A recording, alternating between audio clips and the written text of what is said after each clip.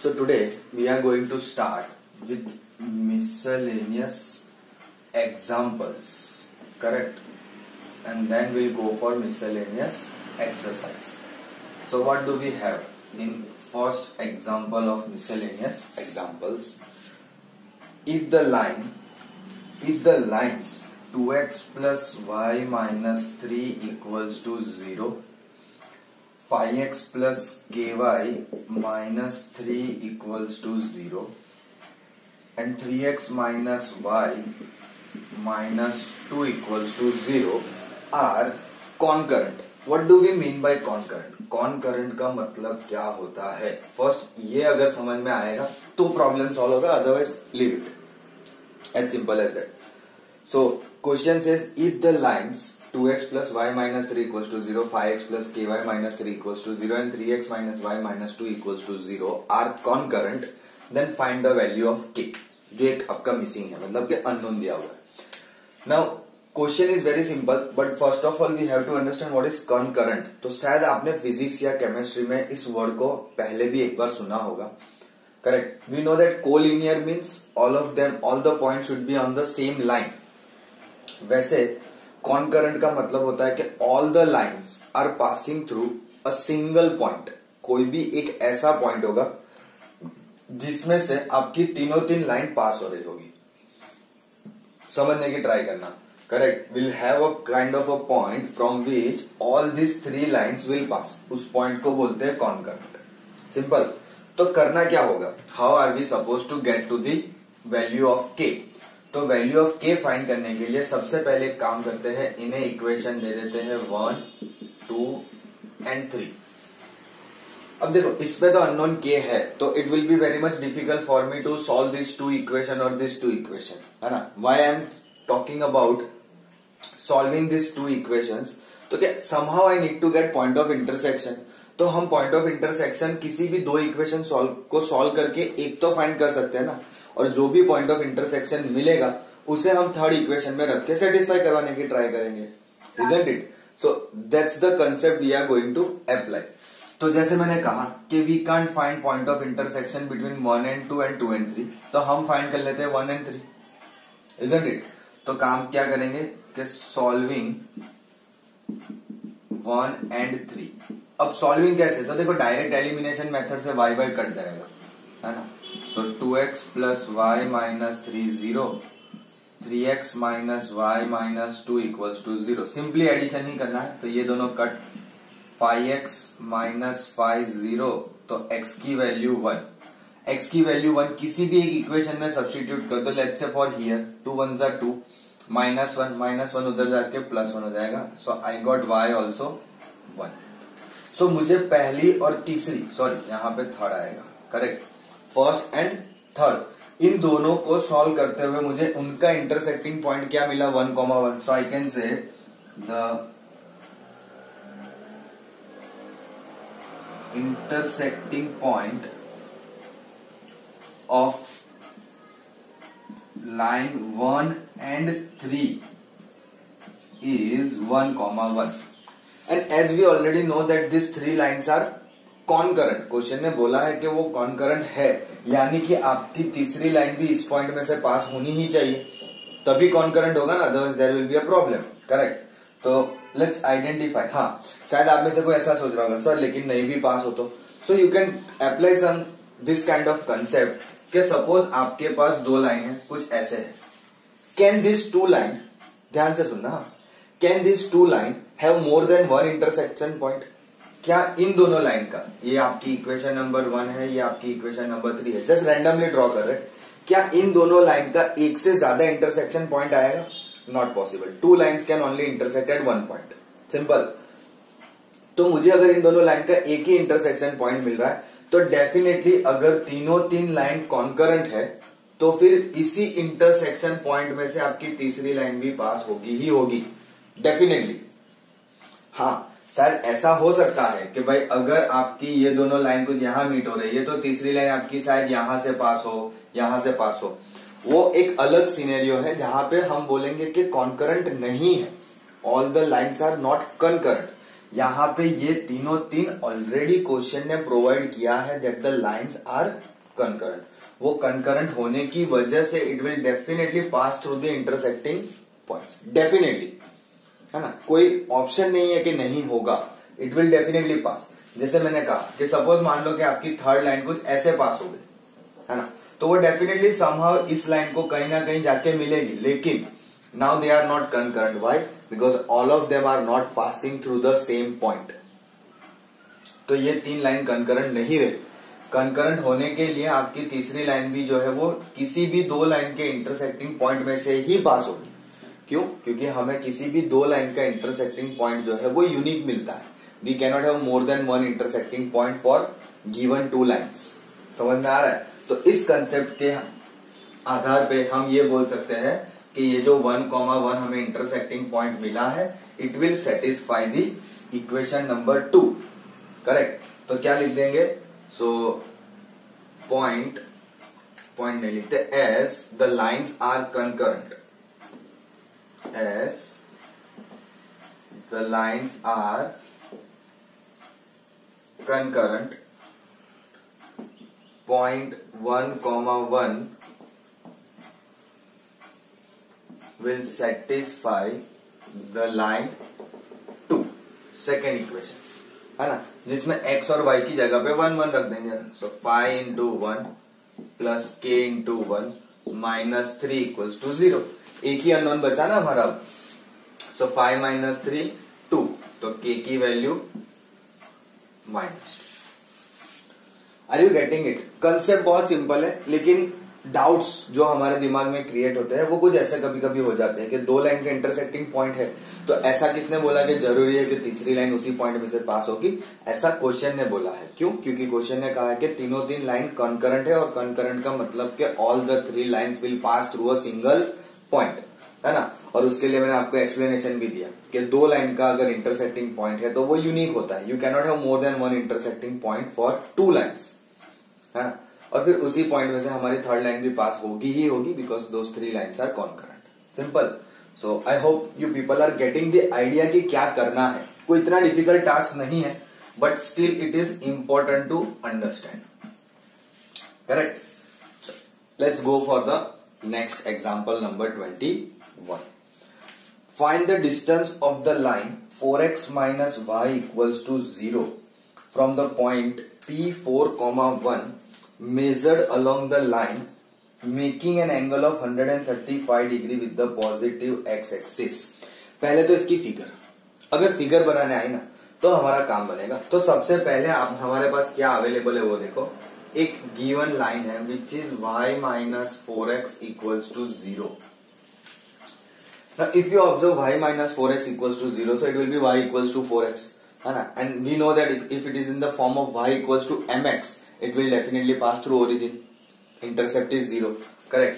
तो अगर सपोज मैंने इसके लिए फिगर बनाना सोचा तो y equals to 4x will pass something like this कि अगर y की वैल्यू 0 तो x 0, सॉरी अगर x 0 तो y 0, अगर x की वैल्यू 1 तो y की वैल्यू 4, x की वैल्यू 2 तो y की वैल्यू 8।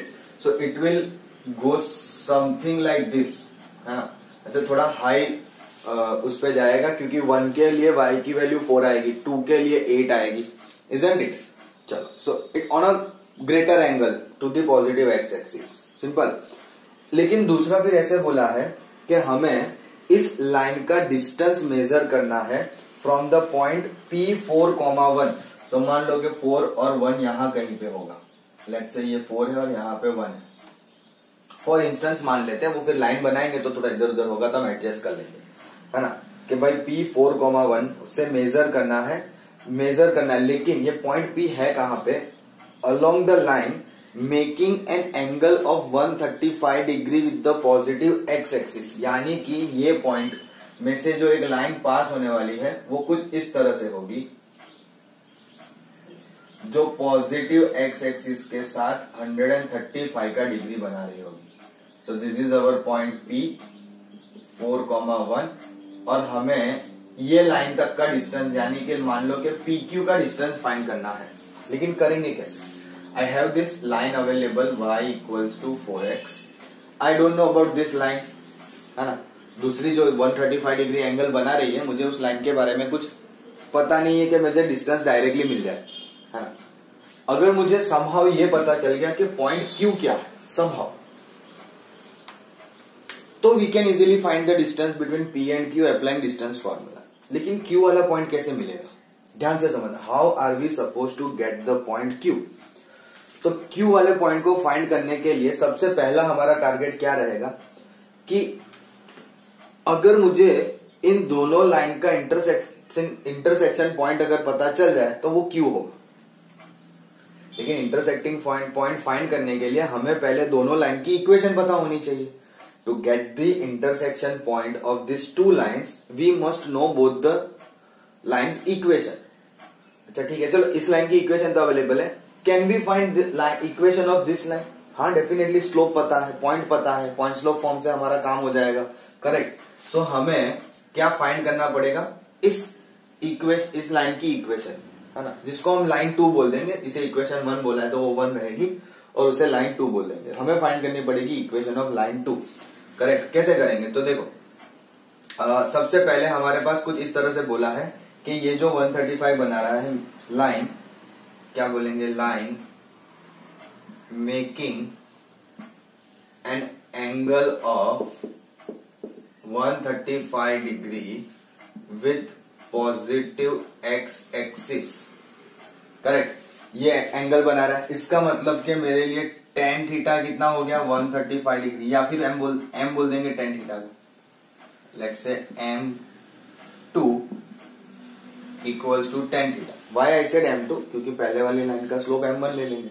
हाँ चलो, सो टेन थीटा कितना है, थीटा है 135 डिग्री। 135 यानी कितना होता है, 180 minus 45, so it becomes tan 180 minus 45।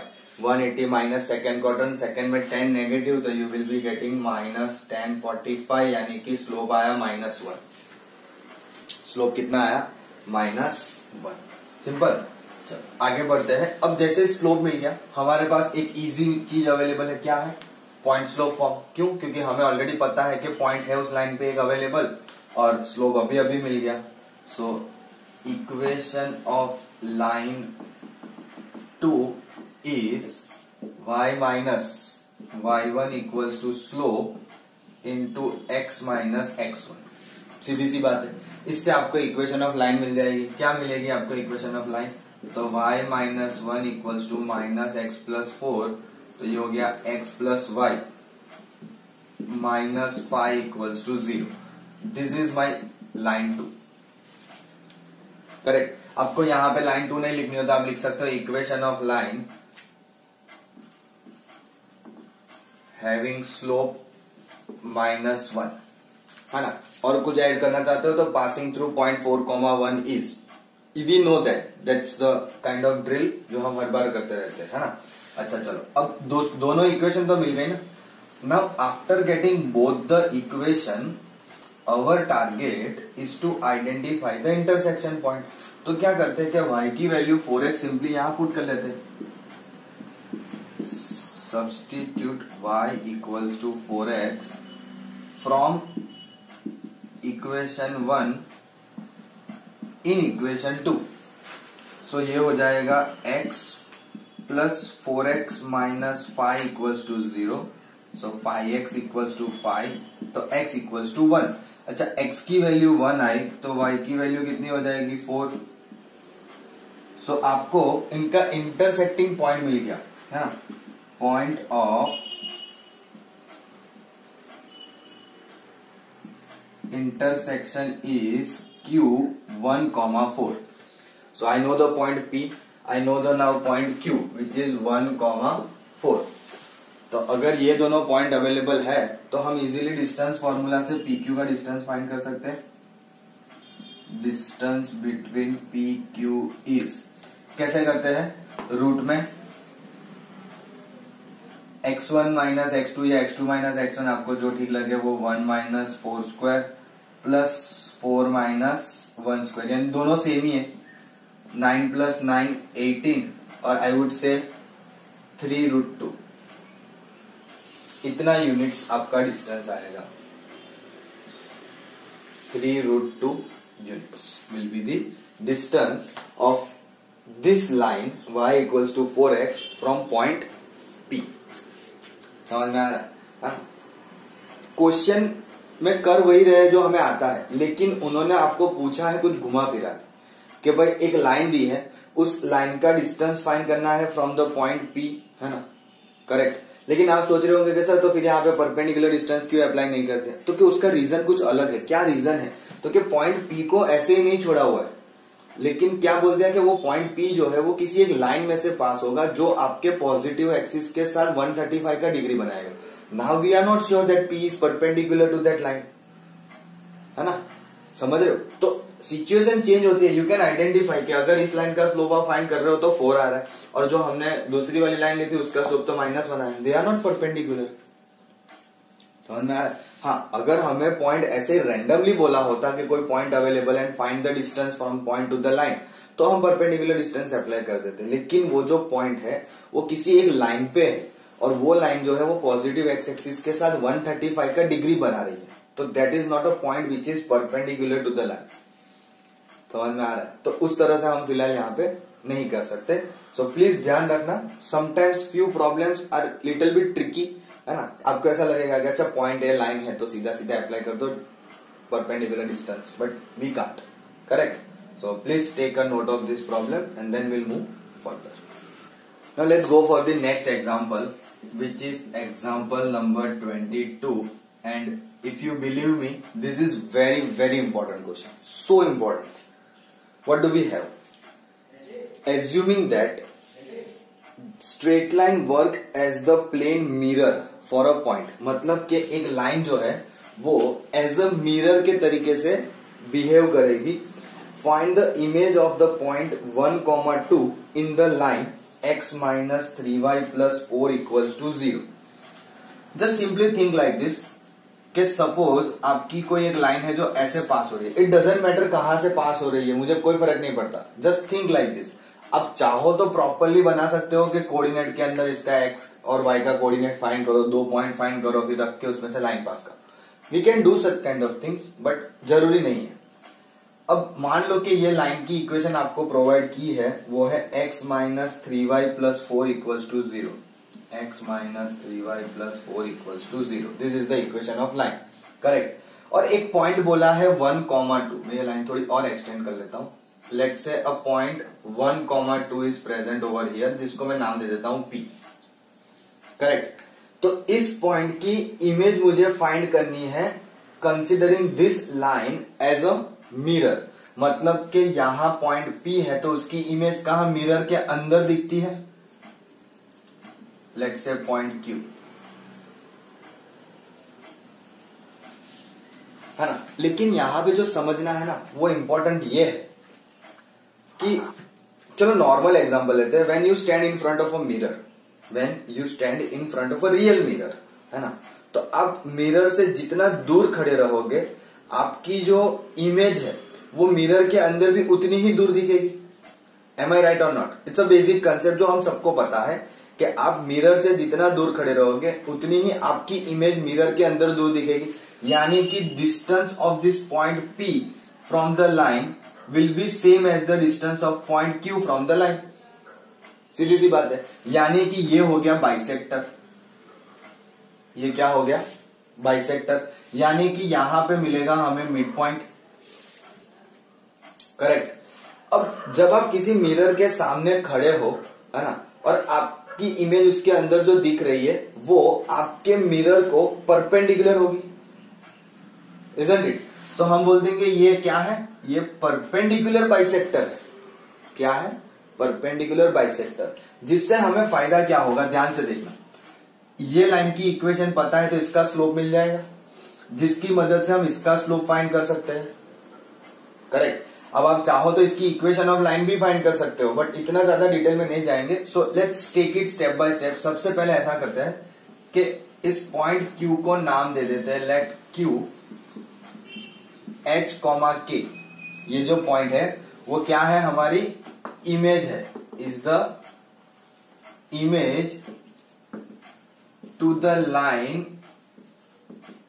x minus 3y plus 4 equals to 0, है ना। लेकिन इमेज किसकी है तो वो भी लिख देते, image of the point 1,2 to the line this one. Simple. तो आपको लाइन की इक्वेशन मिल गई है, पॉइंट क्यू पता चल गया है, सब चीज पता चल गई है ना। तो ये भी मैंने बता दिया कि ये परपेंडिकुलर, बाइसेक्टर वगैरह सब होगा। तो इसका ये मतलब है कि लाइन, लेट्स से इसको इक्वेशन 1 दे देते, इस लाइन की वैल्यू को इक्वेशन नंबर 1 दे देते। So line 1 and PQ are perpendicular bisector. इससे बेटर है कि ऐसा स्टेटमेंट लिखते हैं कि लाइन 1 बाइसेक्टेड द PQ, है ना। ये जो लाइन है आपकी, उसने आपके PQ को जो क्या है बाइसेक्ट किया है ना। तो अगर उसे बाइसेक्ट किया है, बट बाइसेक्ट अकेले तो किया नहीं है, परपेंडिकुलर बोला है, तो लेट्स से line 1 is the perpendicular bisector of the line segment PQ, perpendicular bisector of the line segment PQ। तो इसका मतलब कि slope of line 1 into slope of PQ will be -1। इन दोनों के स्लोप का प्रोडक्ट -1 होगा बिकॉज दे आर परपेंडिकुलर। तो स्लोप ऑफ लाइन 1 कितना आएगा तो क्या -a/b, तो -a/b। Slope of line PQ, तो P और Q के पॉइंट पता है, तो it will be k-2 upon h-1 equals to -1। This two minus minus get cancelled, ये हो जाएगा k-2 equals to -3 times h-1 -3h plus 3, so it becomes 3h plus k minus 5 equals to 0। इसे मैं बोल दूंगा equation number 2। Now why I said this is equation number 2, because हुआ क्या तो कि मुझे एक इक्वेशन मिली है इन terms of h and k। अच्छा ठीक है, कब हमें ये सिचुएशन मिली, जब हमने PQ और लाइन उन दोनों के स्लोप का प्रोडक्ट -1 लिया तब। तो परपेंडिकुलर का काम खत्म हो, लेकिन still bisector work is left.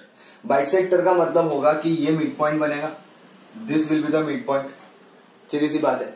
And if this is the mid point then this point lies on this line x minus 3y plus 4, सीधी सी बात है ना।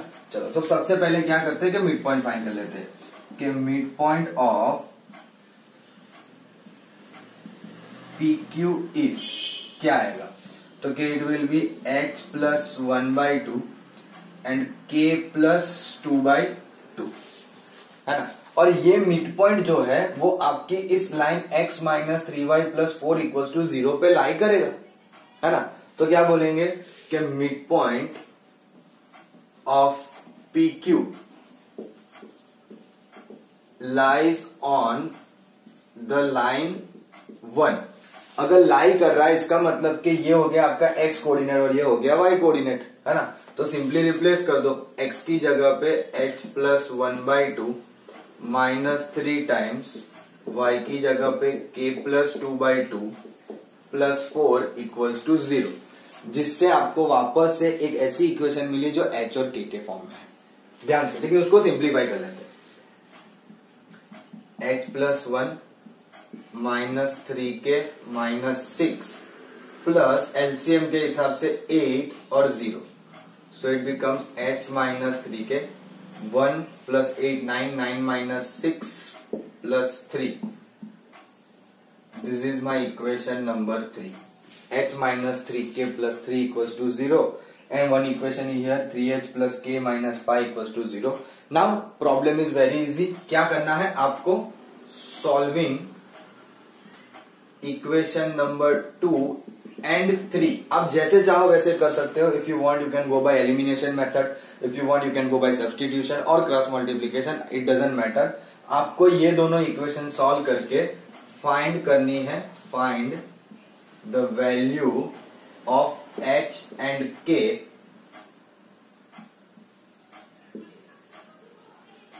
And give your answer in comment section. अब इतना तो मैं आप पे छोड़ ही सकता हूँ, है ना, कि एच और के आप लोग फाइंड कर सकते हो। बस सिंपली ये दोनों लीनियर इक्वेशन को सॉल्व करनी है ना। 10th स्टैंडर्ड का प्रॉब्लम है ये। Instead of x and why it is in the form of h and के। लेकिन हाँ, आपको सॉल्यूशन मिल जाएगा, डोंट वरी। जो भी आपको एच और के की वैल्यू मिली है वो पॉइंट क्यू में रख दो, and that is what our target. हमें वही फाइंड करना था कि क्यू जो है वो हमारा h comma k will be the image of the point P1, 2 to the line, this line as a mirror to us, है ना। तो ये क्वेश्चन इसीलिए बहुत इंपॉर्टेंट है क्योंकि इसमें बहुत सारी चीजों को आपको समझना है। आप एक बार सम टेक्स्ट बुक में देखोगे तो आपको लगेगा अच्छा हाँ ठीक है ऐसा सब है, लेकिन the understanding part, when you stand in front of a mirror the same distance will be in the mirror itself. तो this distance and this distance will be same, है ना। P का distance from the line and Q point का distance from the line will remain same, तो वो bisector हो जाएगा, पहला कंसेप्ट। दूसरा कि आप जब किसी भी मिरर को रखोगे तो mirror will be standing in a perpendicular way to your line segment P and Q, है ना। तो हमारे लिए वो परपेंडिकुलर हो जाएगा, so that why it's become perpendicular bisector. तो परपेंडिकुलर का आइडिया लगाया पहले, जिससे हमें एक इक्वेशन मिली, है ना, जिससे स्लोप का प्रोडक्ट -1 होगा and we get to know one equation in the terms of h and k. फिर बाइसेक्टर यानी कि मिड पॉइंट फाइंड किया। अब मिड पॉइंट जो है वो डेफिनेटली आपका लाइन पे भी लाई कर रहा है, ऑन द मिरर, करेक्ट। तो हमने उस पे लाई कर रहा है ऐसा बोल के उसमें एच और k in terms of x और वाई की जगह पे ये मिड पॉइंट की वैल्यू रख दी। We got another equation, simplifying this two equation will give you the value of h and k and that will be the image of 1, 2, correct. Please take a note of this particular one. Now let's go for the next one, which is example number 23. What do we have? Now it's a very nice one again. सारे ऐसे तो miscellaneous examples के question अच्छे ही है। Show that the area of triangle formed by the lines. So हमारे पास given lines कुछ इस तरह से है। y equals to m1x plus c1, y equals to m2x plus c2 and x equals to 0. This is your 3 lines. अब देखो question ने बहुत क्लियरली बोला है कि show that the area of triangle formed by this 3 lines is c1 minus c2 whole square upon 2 times modulus of m1 minus m2। वो हम find कर लेंगे, उसका कोई इश्यू नहीं। लेकिन क्वेश्चन ये है कि एरिया ऑफ ट्राइंगल के लिए आपको पहले तो ये लाइन रिप्रेजेंट करनी पड़ेगी। अब वो लाइन कैसी दिख रही होगी, तो वो सारी चीजों पे यहाँ पे थोड़ा सा अंडरस्टैंडिंग है, ध्यान से देखना। कि सपोज मैंने ये आपकी पहले तो एक्सिस बना दी। अब एक्सिस में आप थोड़ा एक्सटेंड कर सकते हो, इट डजेंट मैटर, है ना। अब y equals to m1x plus c1, y equals to m2x plus c2। Question ने ऐसी कोई कंडीशन नहीं बोली है कि c1 is greater than c2 और लेस देन वगैरह वगैरह, तो हम हमारे हिसाब से एडजस्ट कर सकते हैं। तो क्या देखो, एक तो फिक्स है कि x इक्वल्स टू 0 यानी कि y axis, this is the line where we can say x equals to 0, है ना। तो वो अवेलेबल है। पहली इक्वेशन ऑफ लाइन जो है वो हम कुछ ऐसे बना देते हैं, y equals to mx plus c1, y equals to m1x plus c1।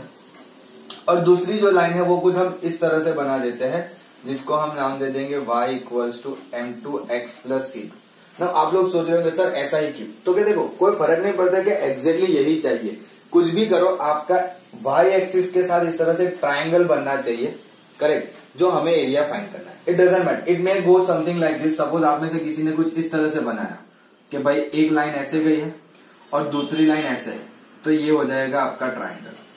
For me it doesn't matter at all, but why I did something like this, क्योंकि मुझे यहाँ पे आपको कोऑर्डिनेट जो है वो नेगेटिव में नहीं बताना है, otherwise you will get it will get complicate for us. जैसे कि यहाँ पे ये कोऑर्डिनेट नेगेटिव में चला जाएगा y का, है ना, यहाँ पे पॉजिटिव ही रहेगा बट यहाँ पे नेगेटिव में चला जाएगा। सो वो चीज को अवॉइड करने के लिए मैं आपके लिए ये सारी जो लाइन्स है वो in the first quadrant kind of रखने की ट्राई कर रहा हूँ, करेक्ट। अब एक दूसरा कंसेप्ट ध्यान से समझना कि व्हेन वी से लाइन जो है y equals to m1x plus c1, इसका मतलब c1 क्या होता है, इंटरसेप्ट। c1 क्या होता है, इंटरसेप्ट फ्रॉम दियर। तो ये डिस्टेंस c1 होगा, यानी कि ये कोऑर्डिनेट कितना हो गया 0, c1, लेट मी से p। ये कोऑर्डिनेट कितना हो गया 0, c1। उसी तरह से दूसरी लाइन है y equals to m2x plus c2, sorry यहाँ पे x लिखना रह गया है, m2x प्लस c2। तो ये आपका दूसरा इंटरसेप्ट c2 होगा, यहां तक का डिस्टेंस। सो लेट्स से पॉइंट q 0, c2 है ना, तो मुझे ये भी मिल गया। अब मुझे फाइंड करना है ये वाला पॉइंट, लेट्स से r, तो ट्राइंगल PQR बन जाएगा, है ना। और अगर मुझे इन ट्राइंगल के तीन कोऑर्डिनेट्स पता चल गए तो हमने 10th स्टैंडर्ड में कंसेप्ट सीखा है, area is equal to half of modulus में x1 into y2 minus y3 plus x2 into y3 minus y1 plus x3 into y1 minus y2। तो वो फॉर्मूला लगा के काम खत्म कर सकते हैं। लेकिन r का कोऑर्डिनेट कैसे मिलेगा, how we are suppose to get the coordinate of r। तो कि ध्यान से देखो, r जो है वो किसी दो लाइन का इंटरसेक्शन पॉइंट है। किसका इंटरसेक्शन पॉइंट है, let's say line 1 and line 2, है ना। वैसे तो आप देखने जाओ तो ये भी इंटरसेक्शन पॉइंट है लाइन 1 और लाइन 3 के बीच में। तो आप सिंपली क्या करो, x की वैल्यू 0 यहां पे रख दो, तो भी आपको y की वैल्यू c1 मिल जाएगी। सेम ये वाला पॉइंट जो है वो लाइन 2 और लाइन 3 में इंटरसेक्टिंग है, तो वापस x की वैल्यू 0 यहां रख दो, तो y की वैल्यू c2। ऐसे भी आपको पता चल सकता है ना। ऐसा जरूरी नहीं कि इंटरसेप्ट वाला आपको ध्यान में होना चाहिए, but it is important. But still you can find out like this as well, कि x की वैल्यू 0 पुट कर दो इक्वेशन 1 में, इक्वेशन 2 में, तो आपको ये दोनों इंटरसेक्टिंग पॉइंट मिल जाएंगे, करेक्ट। बट फिलहाल अब मेरा जो पूरा इंटरेस्ट है वो है फाइंड करने में दिस r। बट उससे पहले आप लिख दो कि सॉल्विंग या substituting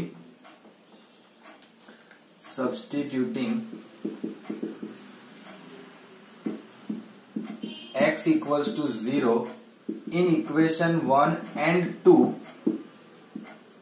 we get p 0, c1 and q 0, c2।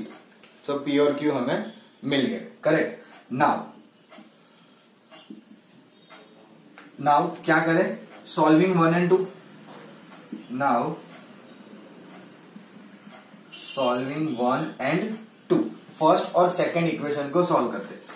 तो इन दोनों को सॉल्व करेंगे तो कैसे होगा, मतलब दोनों तो देखो y इक्वल्स टू ये, तो इसका मतलब यही हुआ ना कि दोनों इक्वल ले लेते हैं। या फिर हम ऐसा लिखेंगे कि y minus m1x minus c1 equals to 0 and y minus m2x minus c2 equals to 0। Subtraction कर देंगे तो this y got cancelled, so हमें मिला m2 minus m1x plus c2 minus c1 equals to 0, है ना। अगर आपने डायरेक्टली भी इक्वेट किया होता तो भी कोई प्रॉब्लम नहीं है, you will get same thing. तो x की वैल्यू क्या मिली हमें, x is equals to c1 minus c2, क्योंकि मैंने ये पॉजिटिव इस साइड लिया तो नेगेटिव हो जाएगा, तो c1 पॉजिटिव हो गया, c2 नेगेटिव हो गया, और डिवाइड में m2 माइनस m1। आप चाहो तो माइनस बाहर रख के लिख सकते हो, it doesn't matter for me right now, मेरे लिए उस चीज का कोई इतना सिग्निफिकेंस राइट नाउ नहीं है। अच्छा चलो x मिल गया, तो करना क्या पड़ेगा, x की वैल्यू किसी भी एक इक्वेशन में रख के y फाइंड करना पड़ेगा, है ना। तो let's say from 1 y equals to m1, x की value c1 minus c2 divide by m2 minus m1 plus c1। LCM लेंगे तो मैं इसको इधर ही रहने देता हूं, इस साइड ले जाने का कोई मतलब नहीं है। So y equals to m1 c1 minus m1 c2। LCM लेंगे तो m2 c1 minus m1 c1 divided by m2 minus m1, तो m1 c1 गेट कैंसल्ड। यहां से आपको कुछ ऐसा दिखेगा कि m2 c1 minus m1 c2 divided by m2 minus m1, this will be the y coordinate and this will be the x coordinate किसका, point r, c1 minus c2 m2 minus m1 and m2 c1 minus m1 c2 divided by m2 minus m1, ये आपका मिल गया point r। So somehow in this particular problem I get to know point P, point Q and point R. Once I get to know all the 3 points, we can easily go for the area of triangle PQR and that will be half modulus में।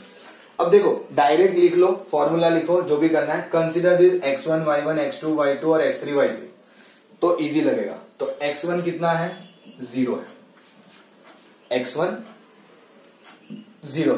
अब x1 के into में आप कुछ भी लिखो, कोई फर्क नहीं पड़ेगा, बट लिखना for exam you have to write, है ना। एग्जाम में आप ब्रैकेट करके छोड़ दोगे तो नहीं चलेगा, you have to write. I am going to leave that, that's a different thing. Plus x2 again 0, x2 तो 0 ही है ना, तो वो भी 0, उसके साथ कुछ भी करो 0 ही रहेगा। Plus x3 will matter c1 minus c2 divided by m2 minus m1। x3 के साथ क्या आता है, y1 minus y2, x3 into y1 minus y2, तो y1 c1 है, y2 c2 है, तो ये हो गया c1 माइनस c2। और मॉड्यूलस में तो आपको कितना मिला, हाफ, मॉड्यूलस में c1 माइनस c2 का square divided by m2 minus m1, है ना। तो यही आंसर लाना था हमें। अब स्क्वायर है तो मॉड्यूलस में से निकाल देते, c1 माइनस c2 का square divided by twice modulus में m2 minus m1। This was the required area we were suppose to find. हाँ, ये ब्रैकेट में थोड़ी बड़ी बड़ी टर्म आएगी, रीजन इज कि जब हम बोलते हैं x1, तो x1 into y2 minus y3, तो ये रहा y2 और ये रहा y3। This bracket will be bigger, क्योंकि उतनी बड़ी टर्म माइनस करनी है। सेम थिंग x2 इंटू, तो y3 माइनस y1, तो y3 minus y1, plus x3 into y1 minus y2, तो वो डायरेक्टली आपको प्रोवाइड कर दिया। And this is how we are getting the area. समझ में आ रहा है किस तरह से एरिया फाइंड किया। सो बेसिकली एरिया फाइंड करने के लिए हमें आता है कि ट्राइंगल का फाइंड करना है, तो ये फॉर्मूला अवेलेबल है, कोऑर्डिनेट्स मिल जाएंगे तो हो जाएगा। तो इंपॉर्टेंट क्या हो गया, आइडेंटिफाई द कोऑर्डिनेट्स। पहले 2 कोऑर्डिनेट्स ऐसे मिल गए और ये मिला तीसरा coordinate, and then easily area of triangle. Please take a note of this. Now let's go for the next example, example number 24, and again it is the most important question of this miscellaneous example, है ना। A line is such that its segment between the lines, क्या बोला है कि a line is such that its segment between the lines 5x minus y plus 4 equals to 0 and 3x plus 4y minus 4 equals to 0 is bisected at the point 1,5, obtain its equation। चलो पहले तो given lines लिख लेते हैं, तो उससे बनाने में थोड़ा इजी पड़ेगा। तो गिवन लाइंस कौन सी है, 5x minus y plus 4 equals to 0 and 3x plus 4y minus 4 equals to 0। Correct, this is the line we have, है ना। अब इसके हिसाब से हमें बनानी है एक फिगर। सो थोड़ा सा ट्राई करेंगे कि हमारी फिगर अच्छी बने। क्यों, क्योंकि हमें समझना बहुत जरूरी है यहाँ पे कि इन दोनों लाइंस के 2 ऐसे पॉइंट होंगे जिनको हमें ज्वाइन करना है और जिनके लिए 1,5 जो है वो मिड पॉइंट हो, है ना। तो पहली वाली लाइन को थोड़ा सा ऑब्जर्व करो। तो it will be y equals to 5x plus 4, है ना। तो x की वैल्यू 0 तो y की वैल्यू 4, x 0 y वैल्यू 4 और y 0 तो x माइनस 4/5, यानी कि लाइन कुछ ऐसे जाएगी। Let me do this again, थोड़ा सा अच्छे से,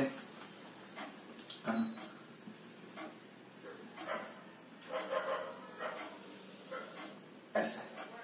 करेक्ट, थोड़ा ज्यादा ऊपर गया, कोई बात नहीं। वैसे यहाँ पे it will be 4y equals to 4 minus 3x। तो इफ आई टेक x 0, है ना, x 0 लेंगे तो y की वैल्यू 1 आएगी, तो 0,1 यहाँ पे, और x की वैल्यू 0 लेंगे, सॉरी y की वैल्यू 0 लेंगे तो x की वैल्यू आएगी 4/3, पॉजिटिव होगी, इजंट इट। 4/3 पॉजिटिव होगा, यानी कि दूसरी लाइन आपकी कुछ इस तरह से पास हो जाएगी, ऐसे। ये आपके पॉइंट्स जो हमने कोऑर्डिनेट्स के हिसाब से फाइंड किए। चलो इनके नाम दे देते तो क्या हमारा प्रॉब्लम थोड़ा इजी रहे। This equation is 5x minus y plus 4 equals to 0 and this one is 3x plus 4y minus 5 equals to 0। अब इन दोनों लाइन देखो ध्यान से, एक ऐसी लाइन है such that it's line segment between the lines, तो इन दोनों लाइन के बीच में कोई एक लाइन बनेगी हमारी जो लाइन सेगमेंट होगा, और वो बाइसेक्ट होगा एट द पॉइंट 1,5। कहां पे बाइसेक्ट होगा? एट 1,5। 1,5 पहले आप सोचो कहां आएगा, तो कि भाई 1 यहां कहीं पे होगा, 5 यहां कहीं पे ऊपर होगा, है कि नहीं?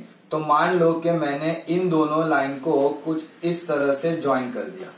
आई डोंट नो एग्जैक्टली क्या कैसे हो रहा है, बट मैंने मान लो ऐसे ज्वाइन कर दिया, जिसका मुझे बाइसेक्टिंग पॉइंट जो है वो यहां पे मिल गया है, लेट्स से 1,5। करेक्ट। हम एकदम से एक्यूरेट तो बना नहीं पाएंगे क्योंकि हम लोग कुछ यहाँ पे स्केल या डायमेंशन वगैरह प्रॉपरली ले नहीं रहे, but this is the rough idea कि ये आपकी लाइन L1 है, इसको इक्वेशन नंबर 1 के हिसाब से L1 बोल देंगे, और इसको इक्वेशन नंबर 2 के हिसाब से L2। और उन दोनों लाइन में एक सेगमेंट बनाया जो 1,5 से बाइसेक्ट हो रहा है, उस हिसाब से बनाना है कि 1,5 से बाइसेक्ट हो। करेक्ट। और बोला है कि इस लाइन की इक्वेशन फाइंड करो। So let's say this is α1, α2, sorry α2, β2, और ये पॉइंट को बोल देते हैं α1, β1। अब इधर उधर हो जाता तो कोई फर्क पड़ेगा नहीं, बट स्टिल थोड़ा सा ध्यान से करेंगे, है ना। चलो, अब इंपॉर्टेंट ये है कि मान लो हमें ये लाइन मिल गई, है ना, लाइन दिख रही, लेकिन इन दोनों लाइन पे आपके जो 2 पॉइंट अभी अभी हमने लेट किए वो दोनों एक एक ही लाइन पे डिपेंड कर रहे हैं। जैसे कि ये α1, β1 है जो L1 पे है, α2, β2 जो है वो L2 पे है। तो क्या कहेंगे कि लेट पॉइंट के नाम भी दे देते हैं ना, let say P and Q। Let P α1, β1 and Q α2, β2 lies on the line 1 and 2 respectively. अब अगर ये लाइन 1 और 2 पे लाई कर रहे हैं, इसका मतलब कि ये उन दोनों इक्वेशन को सेटिस्फाई करेंगे, है ना। So α1, β1 will satisfy this one, so ये हो गया phi α1 minus β1 plus 4 equals to 0, और α2, β2 इसे सेटिस्फाई करेंगे तो 3α2 प्लस 4 β1 माइनस 4 इक्वल्स टू 0। अब चाहे तो इनको इक्वेशन नंबर 3, 4 दे सकते हो, अदरवाइज इट्स ओके, कोई बात नहीं। इतना क्लियर हुआ, है ना। अब इस पे आते हैं, क्योंकि एक ही कंडीशन अवेलेबल है कि ये हमारा जो है वो बाइसेक्टर है ना। अगर ये बाइसेक्टर है, इसका मतलब कि मिड पॉइंट होगा इस लाइन पे, ये वाला पॉइंट, है ना। So point 1,5 is mid point of PQ। So mid point of PQ हमें पता है ना, मिड पॉइंट ऑफ PQ हमें पता ही है, तो डायरेक्टली लिख देते हैं ना कि 1,5 इज इक्वल्स टू, क्या करेंगे, इसका मिड पॉइंट फाइंड कर लो, कितना होगा, α1 प्लस α2/2 एंड β1 प्लस β2/2। ये आपको मिड पॉइंट मिला। सो इसकी वैल्यू 1, सो मैं डायरेक्ट लिख दे रहा हूं, देखो α1 plus α2 equals to 2 and β1 plus β2 equals to 5 2 10। लेकिन दो प्रॉब्लम में मतलब इतना सारा वेरिएबल्स सॉल्व करना हमारे लिए कुछ ज्यादा डिफिकल्ट हो जाएगा, तो एक काम करते हैं, यहां से इन दोनों इक्वेशन पे से β1 और β2 की वैल्यू रिप्लेस कर लेते हैं इन दिस इक्वेशन। तो क्या अल्फा में सारा कन्वर्ट हो जाएगा, तो अल्फा अगर हमें मिल जाएगा तो हमारा काम जो है वो थोड़ा बहुत तो इजी हो ही जाएगा। So let's convert that. क्या करते हैं, β1 और β2, इसमें से β1 कितना आएगा, चलो मैं पहले लिख देता हूं, β1 will be equals to phi α1 plus 4 and β2 will be 4 minus 3α2/4, correct, जिसे हम इसमें रिप्लेस करना चाहते हैं, है ना। सो नाउ β1 प्लस β2 की वैल्यू 10 है, तो वो हो गया phi α1 plus 4 plus 4 minus 3α2/4 equals to 10। 5 4 20 plus 16 plus 4 minus 3α2 equals to 40। 20 minus 3 17, 20 उधर जाएगा तो this will be 20। Oh sorry, ये α1 और α2 है, कहां सब इधर उधर उड़ा दिया। ये होगा 20 α1 -3 अल्फा 2 इक्वल्स टू 20। लेट से इक्वेशन नंबर कितनी यूटिलाइज की है 1 2, इसे बोल देते हैं 3 और इसे बोल देते हैं 4। So we got two equations in terms of alpha 1 alpha 2 alpha 1 alpha 2। इन दोनों को एक्सपांड यानी कि सॉल्व करके हमें अल्फा मिल जाएगा, जो भी 1 या 2 दोनों चाहिए तो दोनों, कोई एक चाहिए तो कोई भी एक। Let's identify them. So solving 3 and 4 कैसे करेंगे लेकिन सॉल्व, तो it's better to multiply this with 3, है ना। तो ये हो जाएगा 3 alpha 1 plus 3 alpha 2 equals to 6 और ये 20 alpha 1 minus 3 alpha 2 equals to 20। This got cancelled. 23 alpha 1 equals to 26। My god, alpha 1 equals to 26/23। अब आप सोच रहे होंगे कि सर अभी तो सिर्फ अल्फा 1 मिला, फिर अल्फा 1 की वैल्यू इन दोनों में से किसी में रखेंगे अल्फा 2 मिलेगा, बाप रे। उसके बाद बीटा 1 बीटा 2, इतने सारे कोऑर्डिनेट्स नहीं करने हैं, कुछ नहीं करना है, बस एक फाइंड करना है बीटा 1। अब आप सोच रहे होंगे सर ऐसा क्यों हो गया भाई, इतना क्या प्रॉब्लम है कि भाई बीटा 1 ही कर। आपको क्या फाइंड करना है, इक्वेशन, है ना। कौन सी, ये लाइन सेगमेंट की, जिसको हमने नाम दिया है पी एंड क्यू। इस लाइन सेगमेंट की इक्वेशन फाइंड करने के लिए मुझे मिनिमम 2 पॉइंट्स चाहिए। अगर मेरे पास 2 पॉइंट अवेलेबल हो जाएंगे तो I can easily find the equation of line. तो एक पॉइंट तो अवेलेबल है उस लाइन पे 1,5। तो इन दोनों में से कोई भी एक पॉइंट फाइंड करो, आपको 2 पॉइंट मिल गए, आपका काम हो जाएगा। Why unnecessarily finding alpha 2 beta 1 beta 2, इतना सारा फाइंड करने का कोई मतलब नहीं है। सिंपल हम क्या फाइंड कर लेंगे, अब अल्फा 1 मिल गया है, इसमें रख दो, तो बीटा 1 कितना हो जाएगा, बीटा 1। सो 5 into 26/23 प्लस 4, सिंप्लीफाई करो, 26 into 5 कितना आएगा, मैं इतना सारा अभी वो नहीं करूंगा। So let's say it will be 222/23,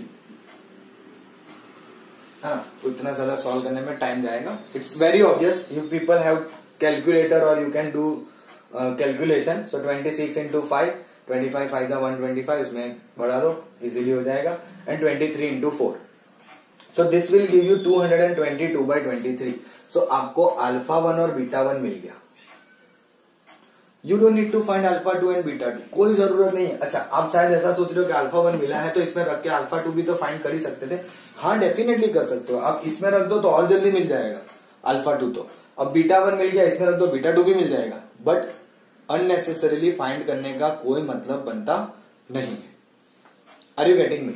सो हमें अल्फा 1 बीटा 1 मिल गया। Now I am leaving it for you. Alpha 1 beta 1 पता है, we know this point. From 2 points we can easily find the equation of line using 2 point form.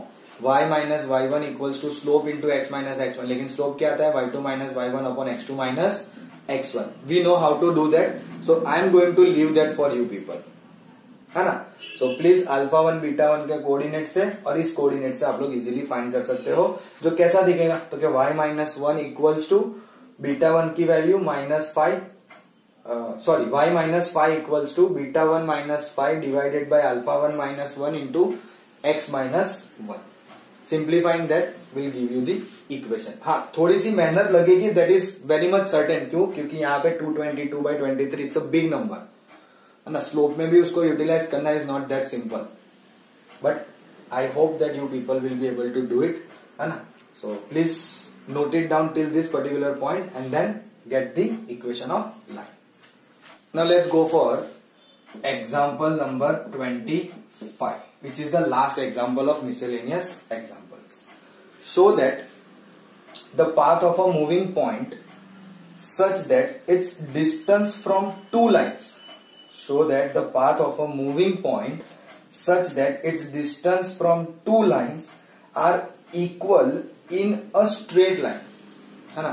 So it's kind of a problem of a locus, कि एक ऐसा point है जो घूमे जा रहा है, लेकिन वो जो है वो दो लाइन से इक्वल डिस्टेंस पे होगा और वो स्ट्रेट लाइन में मूव होगा। अब स्ट्रेट लाइन में मूव होना काइंड ऑफ हमारे इमेजिनेशन से थोड़ा बाहर है, बट स्टिल गिवन लाइंस क्या है वो देखो। पहले हम लिख लेते हैं given lines, which is 3x minus 2y equals to 5, और दूसरी लाइन है 3x plus 2y equals to 5। Let's say this is equation number 1, this is equation number 2 and question is distance. देखो ध्यान से, कि आपको ऐसा एक पाथ बताना है कि of a moving point such that it's distance from lines. तो बेसिकली एक काम करते हैं, ऐसा करते हैं कि लेट एक पॉइंट ले लेते हैं H comma K be any point, है ना, जो मूव हो रहा है ना, और वो इक्वल डिस्टेंस पे है दोनों लाइन से। क्या है? दोनों लाइन से इक्वल डिस्टेंस पे। तो let H comma K be any point whose distance from line 1 and line 2 is equal. Question ने बोला ना इक्वल है, हाँ करेक्ट। तो डिस्टेंस अगर इस पॉइंट का इन दोनों लाइन से इक्वल है तो क्या करेंगे? मॉड्यूलस, है ना, 3 इंटू एच माइनस 2 इंटू के माइनस 5 डिवाइडेड बाय रूट में ए स्क्वायर यानी कि 3 का स्क्वायर 9 प्लस बी स्क्वायर यानी कि 4 इज इक्वल टू, अब इस पॉइंट से डिस्टेंस तो क्या 3h plus 2k minus 5 is equals to 9 plus 4, क्योंकि कोफिशिएंट सेम है तो डिनोमिनेटर गॉट कैंसल्ड, दोनों में सेम है ना। अब न्यूमरेटर बचा 3h minus 2k minus 5 equals to 3h plus 2k minus 5। Now see, हमें पता है कि जब हम मॉड्यूलस हटाते हैं तो हमें दो इक्वेशन मिलेगी, तो you need to solve both of them. 3h minus 2k minus 5 equals to plus और minus 3h plus 2k minus 5, यानी कि दो इक्वेशन ऐसे बनेगी 3h माइनस 2k माइनस 5, पहले प्लस रखते हैं तो 3h प्लस 2k माइनस 5 और 3h minus 2k minus 5 equals to minus 3h minus 2k plus 5, जिससे आपको करना कुछ नहीं है, h और k की वैल्यू फाइंड करनी है। पहले इन दोनों में देखोगे तो देखो 3h गेट कैंसल्ड, इनमें देखोगे तो 2k गेट कैंसल्ड। यहां से कितना बचा? तो के ये 2k इधर ले लो या 2k उधर ले लो, जो भी करो। अच्छा, ये माइनस 5 और माइनस 5 भी कैंसल, तो you are getting 4k equals to 0 पहले इक्वेशन से, पहले के इक्वेट से 4k 0 यानी k 0। दूसरे में आपको मिल रहा है 3h प्लस 3h 6h और इक्वल्स टू माइनस 5 प्लस 5 10, तो h की वैल्यू आ गई 5/3, यहां से k की वैल्यू आ गई 0। So we got k equals to 0 and h equals to 5/3 by solving this two relation. Now जैसे हमने ये दो रिलेशन सॉल्व किया, हमें ये वैल्यू मिली। नाउ यू कैन अंडरस्टैंड कि k इक्वल्स टू 0 यानी कि y equals to 0, why because it is the y coordinate of h comma k, सीधी सी बात है। दूसरा h, है ना, यानी कि x equals to 5/3 because that will be the x coordinate. So मुझे y की वैल्यू 0 मिली, x की वैल्यू 5/3 मिली। Can we say this two particular values represent a line, isn't it? y equals to 0, देखो ध्यान से समझना, कुछ इस तरह से, है ना, y इक्वल्स टू 0 यानी कि x axis, this is the line y equals to 0 and second is x equals to 5/3 which will be something like this, है ना। तो ये दोनों क्या रिप्रेजेंट कर रहे हैं? Straight line. क्वेश्चन ने क्या बोला था कि क्या आपके पास कोई ऐसा पॉइंट होगा जो इन दोनों से इक्वी डिस्टेंट होगा और रिप्रेजेंट करेगा straight line? Yes, we got the same thing, y equals to 0 as well as x equals to 5/3, both of them represent a line and if they are representing a line तो आपका point जो है वो क्या हो जाएगा? On a straight line. Are you getting it? So that's the thing कि point h comma k जो है वो सेटिस्फाई कर रहा है कि आपकी इक्वेशन है y इक्वल्स टू 0 और 5/3 जो रिप्रेजेंट कर रहे हैं line. So the path of the point, question के हिसाब से क्या है कि path of the moving point, है ना, तो आपका जो पाथ है वो इक्वी डिस्टेंट है फ्रॉम लाइन 1 एंड 2 और वो कहां है? Is a straight line. Equi distant from the point line 1 and 2 is a straight line. समझ में आ रहा है? This representing a straight line, that is very important to understand कि ये दोनों जो है वो क्या रिप्रेजेंट कर रहे हैं? Straight line. That is how we are getting कि आपका जो पॉइंट है या फिर आपकी जो दोनों लाइन है वो इक्वी डिस्टेंट है, वो भी स्ट्रेट लाइन से। Are you getting it? So that's what the concept is. लेकिन इंपॉर्टेंट रहेगा ये वाला स्टेप आपके लिए, है ना। क्यों ये वाला स्टेप इंपॉर्टेंट रहेगा? क्योंकि आपको यहाँ पे पॉइंट जो है वो इक्वल डिस्टेंस पे है, तो उसकी वजह से ये दोनों इक्वल हो जाएंगे। That's what important over here. इसके बाद आपको y और x की वैल्यू सब मिल जाएगा and just simple statement will suffice your answer, है ना, correct. So I guess that's where our miscellaneous example ends and we'll also stop here only.